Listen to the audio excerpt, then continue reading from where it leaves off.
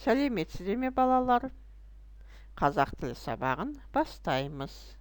Сабақтың тақырыбы көлік түрлері. Тема урока виды транспорта. Бірінші тапсырма. Тыңда, қайтала, үлгі бойынша айт. Первое задание.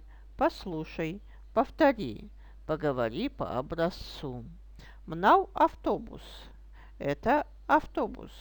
Машине, машина. Ұшақ, самолет. Автобус, автобус. Поезд. Велосипед, велосипед. Екінші тапсырма. Ойлан, толықтырып айт. Второе задание. Подумай, дополни. Сұр, серый. Үшінші тапсырма. Сұраққа жауап бер. Өз ойынды айт. Третье задание. Ответь на вопрос. Скажи свое мнение. Автобус қандай болады? Каким бывает автобус? Төртінші тапсырма. Үлгі бойынша сөйлес. Четвертое задание. Поговори по образцу.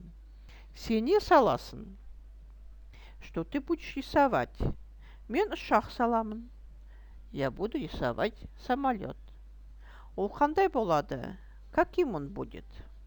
Ол қызыл болады. Он будет красным. Сабақ аяқталды.